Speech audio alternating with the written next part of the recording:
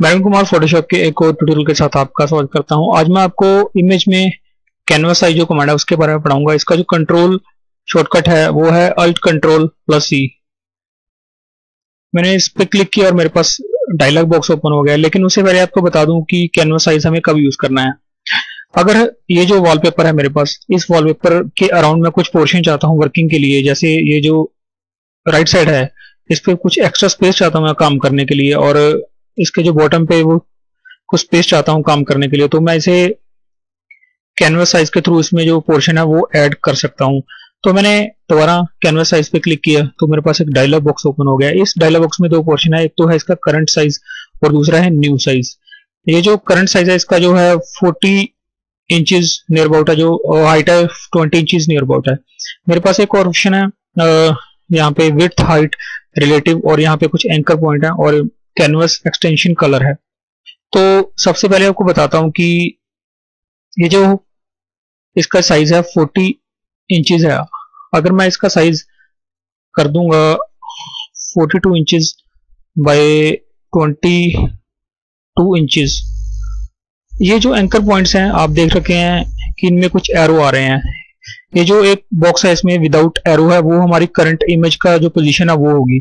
अगर हमें इस इमेज के अराउंड चारों तरफ इसके कुछ एक्स्ट्रा स्पेस चाहिए तो हम इस बॉक्स है इसको हमें सेंटर में रखेंगे।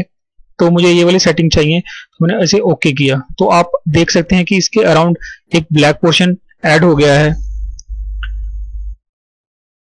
तो इस तरह आप कैनवस साइज का यूज कर सकते हैं। मैं आपको दोबारा बता दूं, मैं इमेज पे गया, इमेज जो कैनवस साइज है, तो जो इसकी जो बैकग्राउंड थी मैंने कैनवस की वो ब्लैक रखी थी, इसलिए इसका जो पोर्शन था वो ब्लैक आ रहा था। लेकिन अब मुझे इसकी जो कैनवस साइज की जो है बैकग्राउंड मुझे चाहिए व्हाइट, और मुझे इसके चाहिए 44 इंचेस जो विड्थ चाहिए, और 23 इंचेस जो इसकी हाइट चाहिए। लेकिन अब मुझे ये जो इमेज है, अब मैं इस इमेज को टॉप मिडल में रखना चाहता हूं और इसके अराउंड जो है वो मुझे स्पेस मिल जाएगी। तो मैंने इसे ओके किया। तो आप देख सकते हैं कि इमेज जो है अभी सेंटर में है, जो इसका कैनवस है अभी राइट साइड पे, बॉटम और लेफ्ट साइड पे है। तो हमने इसकी जो सेटिंग रखी थी एंकर पॉइंट के अकॉर्डिंग, ये इसकी पोजीशन बिल्कुल ठीक है। तो हमें इस पे काम करने के लिए कुछ एक्स्ट्रा स्पेस मिल गई है। तो मैंने इसे कंट्रोल Z किया और दोबारा मैं इमेज और कैनवस साइज, तो मेरे पास एक और कमांड है रिलेटिव की। मैंने रिलेटिव के क्लिक किया। इस कमांड के अकॉर्डिंग जो हमारा जो एक्चुअल साइज है वो ऊपर वाले पोर्शन में दिखा रहा है, लेकिन अब इसकी जो वैल्यू है न्यू साइज की वो आ रही है 0।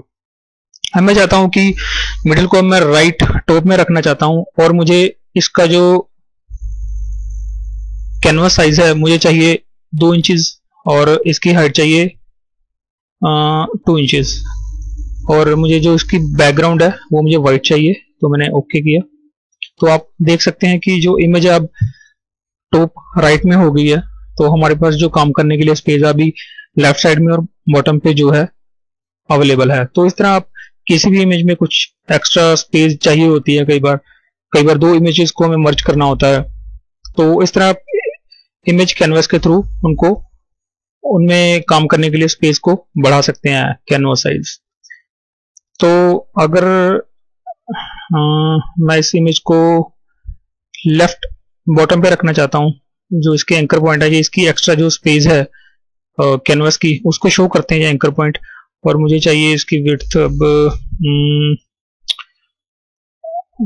3 इंचेस बाय 3 इंचेस। तो मैंने इसे ओके किया।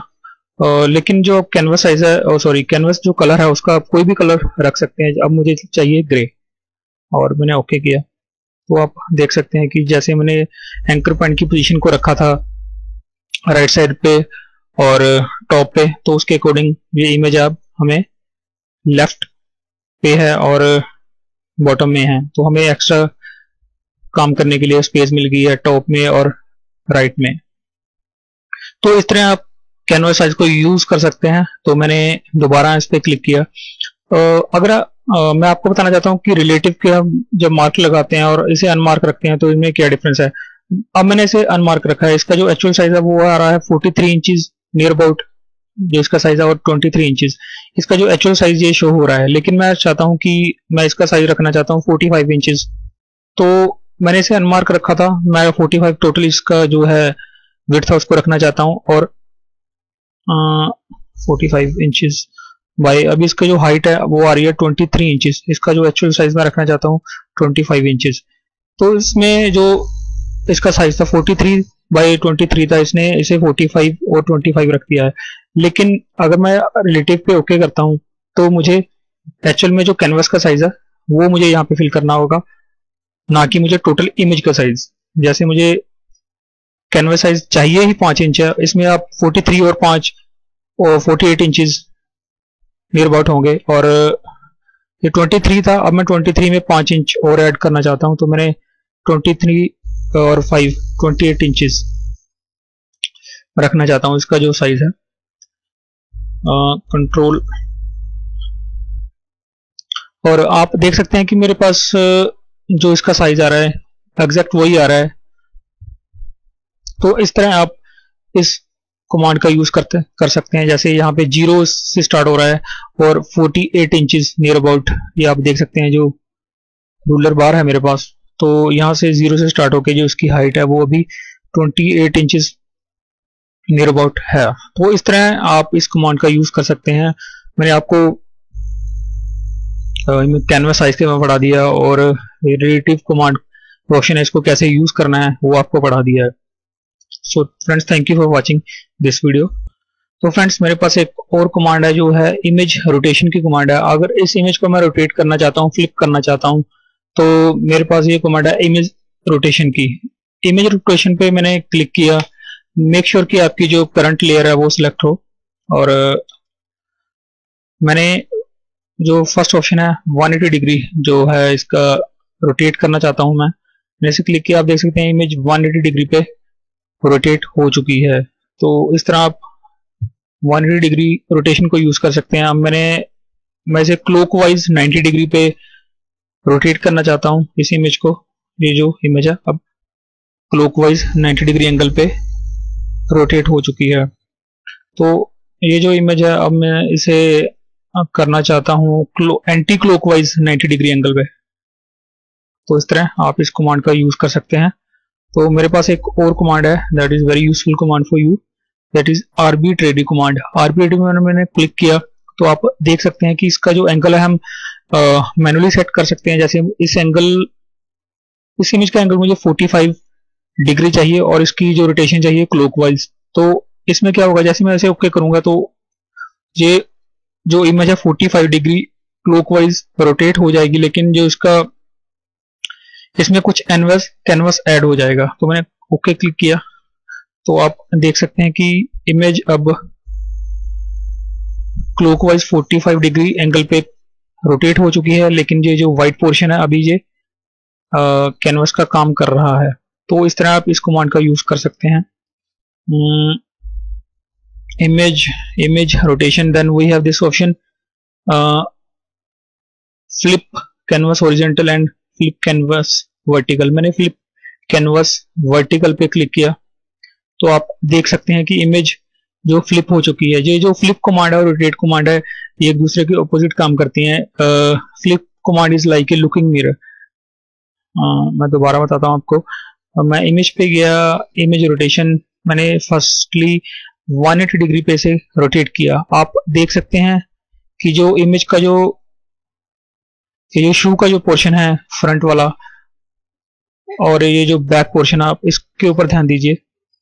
ये जो इनकी जो डायरेक्शन अब चेंज हो गई है, रोटेट तो हो गया लेकिन जो इनकी डायरेक्शन चेंज हो गई है। और मैंने दोबारा फ्लिप कमांड पे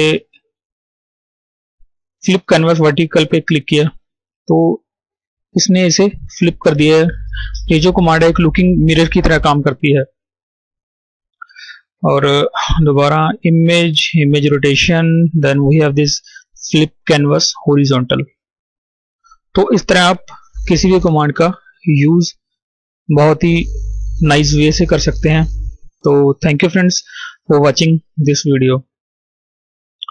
तो फ्रेंड्स, आप मुझे YouTube पे एक्सेस कर सकते हैं और Facebook पे आप मुझे फॉलो कर सकते हैं। Facebook के लिए मेरा एड्रेस है www.facebook.com/Arun Creation और YouTube पे आप मुझे फॉलो कर सकते हैं। सिंपली आप टाइप करेंगे अरुण कुमार 0777 और जो सर्च कर फर्स्ट और रिजल्ट होगा वो मेरा YouTube चैनल का लिंक है। अगर आप मुझे गूगल पे फॉलो करना चाहते हैं तो गूगल पे सिंपली टाइप कीजिए अरुण कुमार 0777 और जो लिंक आएंगे first, second, third, fourth link वो डायरेक्टली मेरे चैनल के लिंक हैं। So thank you friends for watching this video.